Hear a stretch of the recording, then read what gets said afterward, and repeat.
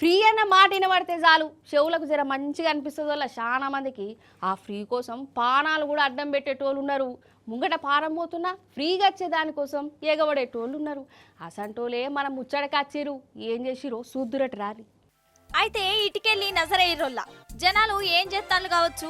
Van బోల్తా పడితే పాపం డ్రైవర్కు సాయంగా ఉంటారా ఎట్లా అని అనుకునేరు. మంచిగా చూడుర్రి, ఇప్పుడు అర్థమైందా? పాల ప్యాకెట్లు ఎత్తుకోతురోళ్ళ మన కడ కాదిది, గా ఆంధ్రాల పెన్న అహోబిలం కడ.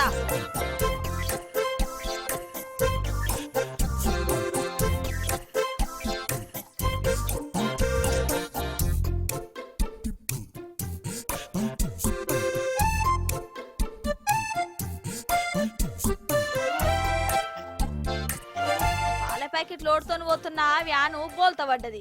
ప్యాకెట్లన్నీ కింద పడ్డాయి. డ్రైవర్ కు దెబ్బలు తాకినాయి.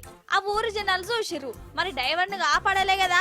కాదు, పాల ప్యాకెట్లను కాపాడే పని పెట్టుకున్నారు. కింద పడిపోయిన ప్యాకెట్ల కోసం ఎగబడ్డరోళ్ళ ఒదిక్కు డ్రైవర్ ఏమో కుయ్యో ముర్రో అనుడట దెబ్బలు తాకి. కానీ వీళ్ళకి మాత్రం పాల ప్యాకెట్ల మీదనే పాయరం పడ్డది. ఇగో గిట్లున్నది కథ. ఏం చెప్పమంటారు?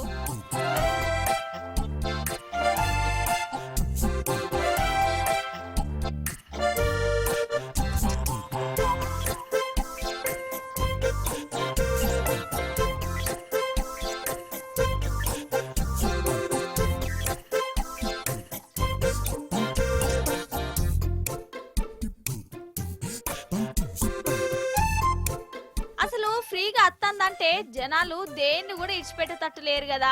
ఎందుకింత ఆత్రం కావచ్చు? 50 రూపాయలు పెడితే ప్యాకెట్ వస్తుంది. ఇంట్లో కూడా ప్యాకెట్ రోజు కొంటూనే ఉంటారు. అయినా గానీ వేరేటోళ్ళ సొమ్ము కోసము ఎందుకింత ఎగబడుడు కావచ్చు? అరే వ్యాను పడ్డది, దాన్ని లేపుదాము, డ్రైవర్ మంచి షెడ్ అరుచుకుందాము, డాక్టర్ను పిలుద్దాము, పోలీసులకు మసలా పంపుదాము అన్నట్టే ఉంటలేదల్లా. ఏందో ఏమో.